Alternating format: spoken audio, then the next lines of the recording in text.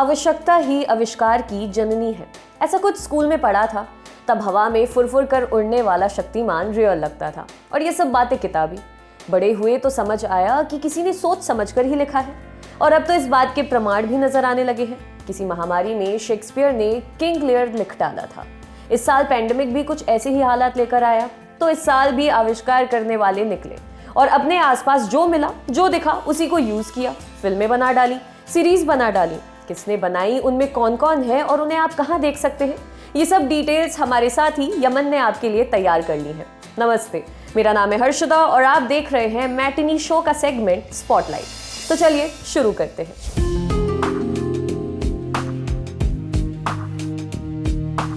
25 minutes के 4 episode, Gujral family की story, अलग अलग शहरों में है और तभी दस्तक दे देता है कोरोना। अब तो चाह के भी नहीं मिल सकते। कोरोना को लेकर डर भी है। इसी बीच खबर आती है साहिल की, घर का बड़ा बेटा अचानक तबीयत खराब होने लगती है। पता है कि कोरोना पॉजिटिव है, कुछ समय बाद डेथ भी हो जाती है। पर असली सस्पेंस अब बनता है जब फैमिली को साहिल के निशान मिलने लगते हैं। शक होने लगता है कि क्या वाकई कोरोना से ही डेथ हुई है या फिर डेथ हुई भी है, क्योंकि डेथ बॉडी किसी ने नहीं देखी। ये शो आपको एंगेज करके रखेगा।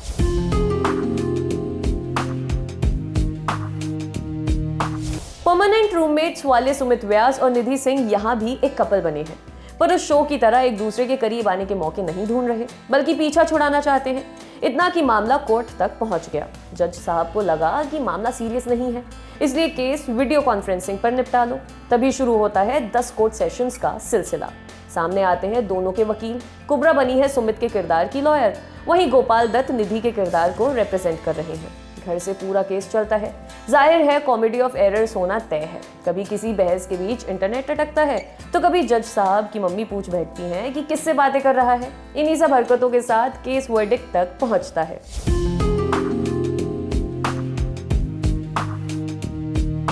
स्कैम 1992 वाली सुचेता दलाल तो याद ही होंगी।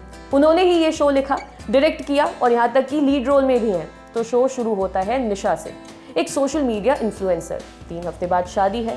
प्लान है एकदम बॉलीवुड टाइप बड़ी शादी करने का, पर तभी लॉकडाउन लग जाता है और सारे अरमान हवा में हो जाते हैं।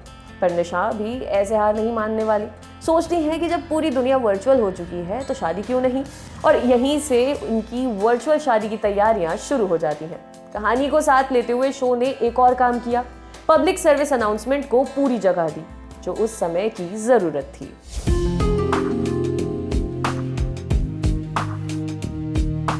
पूरी तरह लॉकडाउन में बनी 4 कहानियां। पहली शुरू होती है एक आदमी से जो डरा हुआ है कोरोना के इस माहौल से कि ना जाने बाहर कदम रखेगा तो क्या हो जाएगा।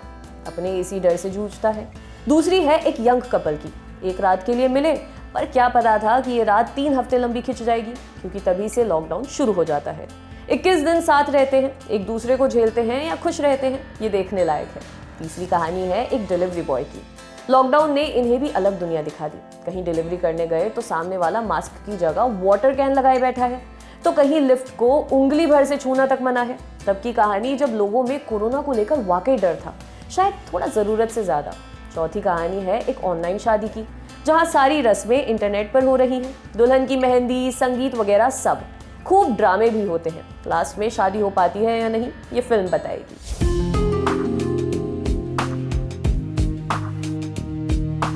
इंडिया की पहली कंप्यूटर स्क्रीन फिल्म शुरू होती है दुबई में रहने वाले जिमी से।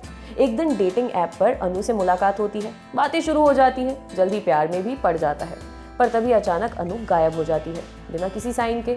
ये सब जिमी की समझ से परे है, इसलिए अपने कजिन केविन की हेल्प लेता है, जो एक सॉफ्टवेयर इंजीनियर है। केविन अपनी इन्वेस्टिगेशन शुरू करता है। अनु के सोशल मीडिया से लेकर सीसीटीवी तक सब छान डालता है, पर कुछ हाथ नहीं आता। अनु की मिस्ट्री डिकोड करने में केविन के सामने क्या क्या आता है, वही इस फिल्म का प्लॉट है। अक्सर हम देखते हैं कि जहाँ टेक्नोलॉजी का गजब इस्तेमाल है, वहाँ कहानी को पीछे का दरवाजा दिखा दिया जाता है, पर यहाँ ऐसा नहीं है। कहानी इतनी ग्रिपिंग है कि ध्यान नहीं हटने देगी, और एक्टर्स का तो क्या ही कहना।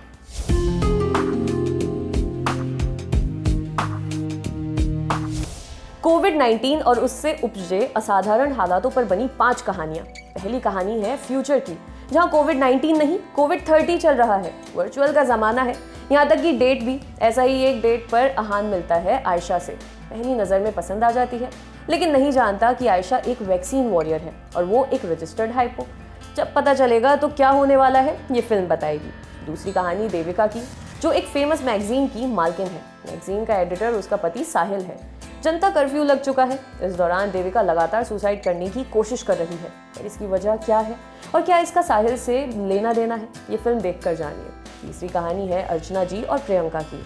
एक ही सोसाइटी में रहती हैं। अपनी शिकायती नेचर की वजह से अर्चना जी की किसी से नहीं बनती। एक अजीब सी सिचुएशन क्रिएट हो जाती है, जिसकी वजह से अर्चना जी और प्रियंका को साथ समय बिताना पड़ता है। दोनों के इस कुछ समय के साथ के परिणाम क्या होते हैं, फिल्म में देखिए। चौथी कहानी है एक मजदूर परिवार की। लॉकडाउन लग चुका है।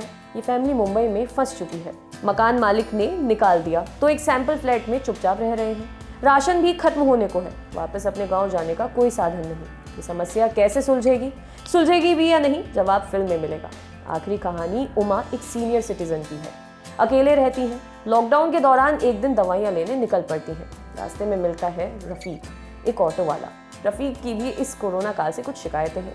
धीरे धीरे दोनों की बातचीत शुरू होती है। शक और अविश्वास से शुरू हुई इनकी सवारी अब एक प्यारी सी दोस्ती में तब्दील होने लगती है। फिल्म का ये हिस्सा आपका दिल खुश कर जाएगा।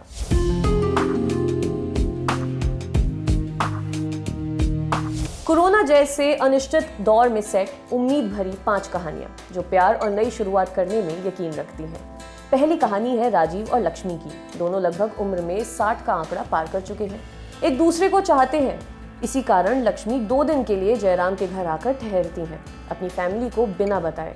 पर तभी लॉकडाउन लग जाता है और ये 2 दिन का स्टे 21 दिन में बदल जाता है।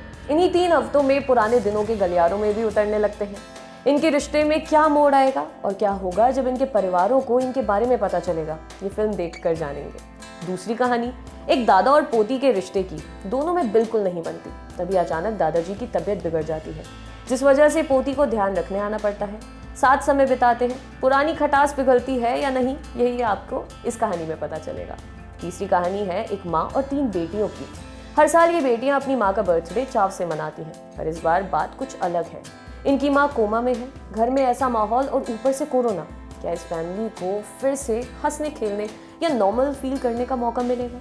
चौथी कहानी 2 स्कूल के ज़माने के दोस्त साधना और विक्रम फिर मिलते हैं। साधना की बाइक खराब हो जाती है, जिस कारण विक्रम के घर रुकना पड़ता है। इसी दौरान लॉकडाउन लग जाता है। अब तो बाहर निकलने के सारे रास्ते बंद, तो यहीं रुक जाती है।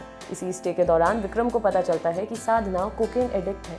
विक्रम अपनी दोस्त की कैसे हेल्प करता है, ये आपको फिल्म देखने के बाद ही पता चलेगा। एक बात तय है, ये कहानी खत्म होने के बाद आपके चेहरे पर एक चौड़ी सी मुस्कान होगी। 5वीं और आखिरी कहानी देवन और उसका साथी। दोनों एक नंबर के लुच्चे चोर, चाहते हैं कि एक बड़ी चोरी करें और सब सेट हो जाए। दोनों चाहे कितने ही बड़े फ्रॉड हों, पर एक मामले में सच्चे हैं।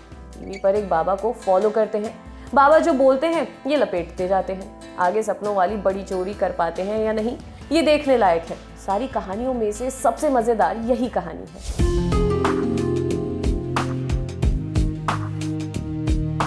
एक घर में सेट 5 कहानियां, 2 परफॉर्मर्स, मायनों को तलाशना।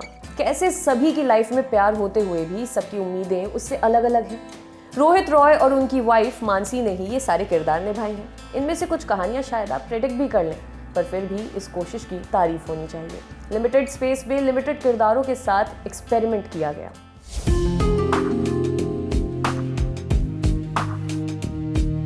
ये इस शो का दूसरा सीजन है। पहला पूरी तरह नॉर्मल हालात में शूट हुआ था। एक टिपिकल गुजराती फैमिली जो अमेरिका में रहती है। कल्पेश, पायल और उनके बच्चे। कल्पेश एक स्टोर चलाता है।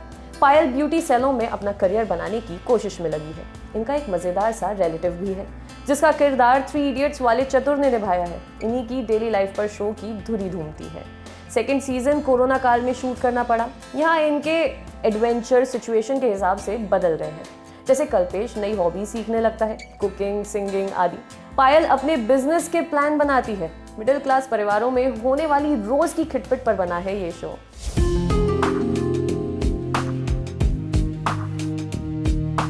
लोग परेशानी झेल रहे हैं, आप उनसे कह सकते हैं कि कुछ मत करो, पर आप ऐसा कोरोना से नहीं कह सकते। इसी नोट पर शुरू होता है शो का ट्रेलर। फिर इंट्रोडक्शन होता है दास और सेन का। दोनों लॉयर हैं। आपस में एक बात पर दोनों के बीच ठन रखी है। एक इंसानों की तरफ है तो दूसरा कोरोना का पक्षधर। मामला कोर्ट तक ले जाते हैं। एक बोलता है कि इंसानों से बाहर भी दुनिया है, दूसरा मानता है कि इंसान नेचर के सबसे बड़े गिफ्ट है। सुनने में बेहद सेंसलेस लगे, पर ये ऐसे वक्त बनी जब कुछ भी निश्चित नहीं था। उस समय अगर ऐसे तर्क चेहरे पर हंसी ला पाए तो हर्ज ही क्या है।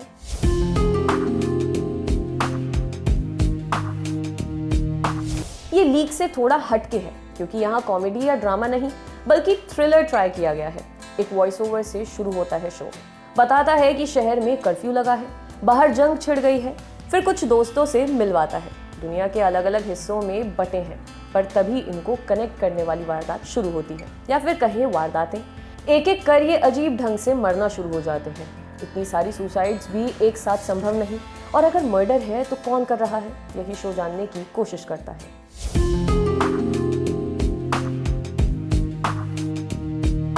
शक कितना नुकसान कर सकता है, इतना कि शायद चीजें सही होने से परे चली जाएं। यही शक इस सीरीज के सेंटर में कुंडली मारकर बैठा है। रोशनी और ओभी की कहानी लंबे समय से शादी में है, प्यार भी पूरा है, पर बीते कुछ दिनों से रोशनी को ओभी का बर्ताव कुछ बदला बदला सा लग रहा है। शक होने लगता है, जिससे पैदा होती हैं गलतफहमियां। फिर शुरू होते हैं मियाँ बीवी में झगड़े। पर क्या सच में ओभी का अफेयर चल रहा है, या ये बस रोशनी के दिमाग का भ्रम भर है? इसका जवाब आपको सीरीज में मिलेगा। आपके लिए लिस्ट बनाई थी हमारे साथी यमन ने। अगर आप ये वीडियो फेसबुक पर देख रहे हैं तो हमारे पेज को लाइक करें, और यूट्यूब पर देख रहे हैं तो हमारे चैनल को सब्सक्राइब करें। देखते रहिए दी लल्लन टॉक। शुक्रिया।